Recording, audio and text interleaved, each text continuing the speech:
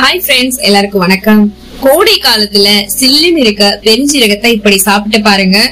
வாங்க வீடியோக்குள்ள போய் தெரிஞ்சுக்கலாம். பெருஞ்சீரக விதைகள் ஆரோக்கியத்துக்கு நன்மை பயக்குங்க.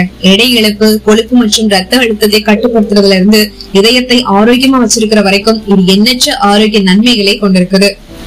உணவு அருந்திய பிறகு பெருஞ்சீரக விதைகளை கொஞ்சம் சாப்பிட்ட பலர், அதாவது இப்ப நம்ம சாப்பிட்டதுக்கு அப்புறம் என்ன பண்ணுவோம்னா, நம்ம சாப்பாடு சாப்பிடுவோம் இல்லையா, சாப்பாடு சாப்பிட்டதுக்கு அப்புறமா நம்ம என்ன பண்ணுவோம்னா பெருஞ்சீரக விதைகளை சாப்பிட பல பேர் விரும்புவாங்க. இது உணவை ஜீரணிக்கவும் வயிற்று பிரச்சனைகளை தவிர்க்கவும் உதவுது. பலர் உணவுக்கு அப்புறம் பெருஞ்சீரகம் தேநீர் குடிக்க விரும்புவாங்க. அதே நேரத்துல சில காலையில வெறும் வயிற்றுல ஊற வைத்த பெருஞ்சீரக விதைகளை மென்னு சாப்பிடுவாங்க. பாத்திருக்கீங்களா? இப்படி பல வழிகள்ல பெருஞ்சீரகம் உட்கொள்ளப்படுதுங்க.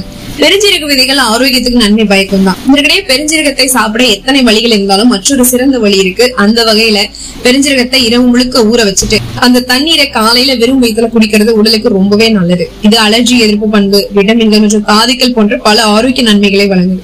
அது மட்டும் இல்ல, பெருஞ்சீரக தண்ணீரை கொதிக்க வச்சு குடிக்கிறதும் ஒரு சிறந்த வழியா கருதப்படுது. இதை காலை வெறும் வயிற்றுல குடிக்கிறது உடலுக்கு பல்வேறு நன்மைகளை வழங்குங்க. பெருஞ்சீரக விதைகள் சாப்பிடறதால என்னென்ன நன்மைகள் கிடைக்கும்னு சொல்லிடலாமா? பெருஞ்சீரக விதைகள்ல விட்டமின் ஏ இருக்கு. இது உங்களோட பார்வையை மேம்படுத்த உதவுது.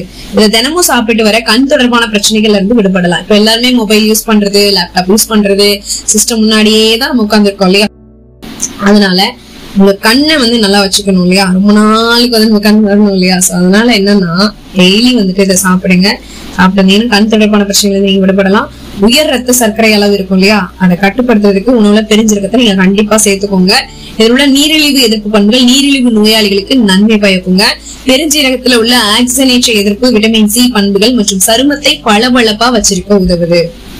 சரி, வெந்தயத்தை சாப்பிடுறது உடல் வலியில இருந்து நிவாரணம் கொடுக்குது.